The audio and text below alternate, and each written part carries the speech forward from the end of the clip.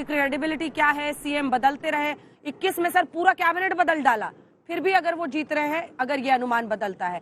और ओवैसी साहब हमेशा कहते हैं कि जहां जहां मैं नहीं चुनाव लड़ता हूं वहां क्या कांग्रेस पार्टी है सत्ता में। तो ये तमाम ऐसी दलीलें हैं जो दूसरी तरफ से आती है।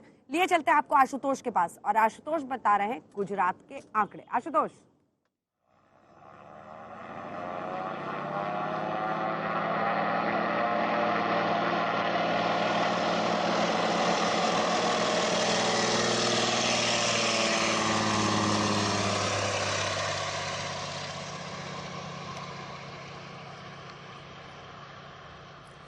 बहुत शुक्रिया अंजना आपका। तो सी प्लेन में हम सवार हैं और दर्शकों को बता दें कि किस पार्टी को कितनी सीटें मिलने जा रही हैं। देखिए, सबसे पहले भारतीय जनता पार्टी 129 से लेकर 151 सीटें भारतीय जनता पार्टी के खाते में जा रही है, यानी कि गुजरात की जनता उन पर भरोसा कर रही है। 129 से लेकर 151 सीटें देने को वो तैयार बैठे हैं। सबसे पहले बात हो गई भारतीय जनता पार्टी की, लेकिन भारतीय जनता पार्टी के लिए काफी प्रधानमंत्री नरेंद्र मोदी ने बहुत मेहनत की, अमित शाह ने बहुत मेहनत की, पूरी पार्टी ने जोर लगा दिया क्योंकि सत्ता बचाना था, इसका यह मामला था। लेकिन बढ़ते हैं आगे, कांग्रेस की बात कर लेते हैं।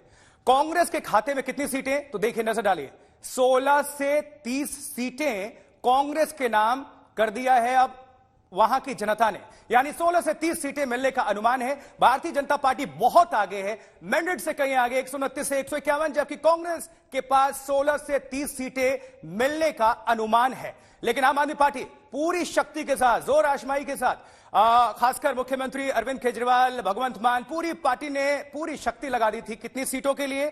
तो जो एग्जिट पोल के नतीजे आ रहे हैं वो ये दर्शाते हैं कि 9 से 21 सीटें आम आदमी पार्टी की झोली में गुजरात की जनता करने जा रही है। कितना बड़ा यह फासला है, जल्दी से नजर डाल लीजिए। 129 से 151 बीजेपी के पास, 16 से 30 सीटें कांग्रेस के पास और 9 से 21 सीटें आम आदमी पार्टी के पास रहने का यह अनुमान है। तो फिलहाल यहां से इतना ही, लेकिन आगे फिर से हम एक बार रुख करेंगे अंजना का। Over to you Anjana. बिल्कुल बिल्कुल आशुतोष, हम तो ऐसे ही आंकड़े आपको एक बार फिर से हिमाचल के भी दिखाएंगे, एमसीडी चुनाव के भी दिखाएंगे। लेकिन प्रभु चावला जी, एक कमेंट जल्दी से आपसे, क्योंकि ये अपने आप में बता रहा है कि जो वाम दलों ने पश्चिम बंगाल में रिकॉर्ड बनाया था, बीजेपी गुजरात में बहुत बड़ा रिकॉर्ड बना रही है। गुजरात में एक इमोशन भी, अगर आप जाएंगे वहां पर पूजा पाठ में लोगों की बहुत रुचि रहती है। बीजेपी के लिए हिंदुत्व की वो सबसे बड़ी प्रयोगशाला बनी, अमित शाह गृह मंत्री, तो वहीं प्रधानमंत्री नरेंद्र मोदी 24 के पहले। ये रिजल्ट तो अगर वाकई ऐसा होता है, मतलब बहुत ऐतिहासिक तरीके से पीएम इसको कोट करेंगे।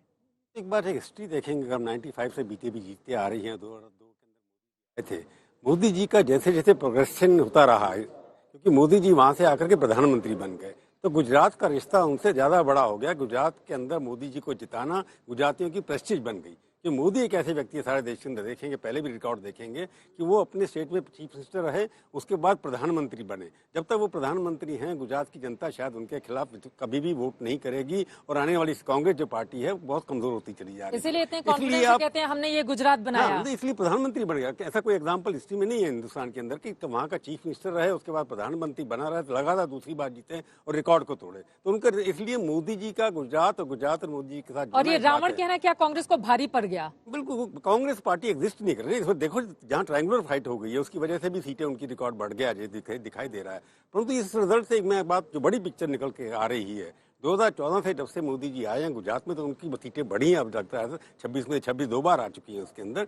परंतु ये लगता है कि स्टेट इलेक्शन में, छोटा स्टेट, वो सुधांशु जी कह रहे हैं छोटा स्टेट की इंपॉर्टेंस होती है, वो दूसरी बार असेंबली इलेक्शन सिवाय यूपी और उत्तराखंड को छोड़ करके बाकी सब इलेक्शन हारे। आप राजस्थान हारे, मध्य प्रदेश हारे, राजस्थान, उसके बाद आप छत्तीसगढ़ हारे, उसके बाद आकर के आप देखिए हरियाणा में मेजोरिटी नहीं मिली आपको, महाराष्ट्र में मेजोरिटी नहीं मिली। तो ये सारी स्टेट दोबारा जीत नहीं पाए थे। गुजरात ही एक ऐसी स्टेट है जो बार बार आप जीत रहे हैं। महाराष्ट्र में लेकिन नंबर 1 पार्टी बन गई थी ना 105 के साथ बीजेपी। एक साथ जब लड़े थे तो बीजेपी नंबर 1 पार्टी थी, परंतु सरकार नहीं बना पाई। कांग्रेस पार्टी बार बार कहती रही कि बी टीम है आम आदमी पार्टी इनकी, फिर ओवैसी साहब को भी, आपने संजय जी को सुना, लेकिन बी टीम तो कहीं पर मणिशंकर अय्यर जो एक वक्त पर साबित हुए थे, वैसे ही मधुसूदन मिस्त्री जिन्होंने औकात शब्द का इस्तेमाल किया, और मल्लिकार्जुन खड़गे जो कि खुद अध्यक्ष है, उन्होंने जब रावण शब्द कहा तो इस पर बहुत रिएक्शन था गुजरात। देखिए, मेरा मानना है कांग्रेस पार्टी के अगर ये एग्जिट पोल के हिसाब से नतीजे आते हैं तो ये बयान उतने बड़े कारण नहीं है। 77 सीटें जीतने के बाद 2017 में कांग्रेस पार्टी अपने को संभाल ही नहीं पाई वहां पर। 11-12 विधायक तो उनके चले गए बीजेपी में में, आगे, बिल्कुल। अल्पेश ठाकुर चले गए और हार्दिक पटेल तो विधायक नहीं चले गए। इसके अलावा जो है उनके आखिरी समय में उनके लीडर अपोजिशन चले गए, जो वसावा साहब जो है लास्ट में जो बिल्कुल लीडर अपोजिशन थे।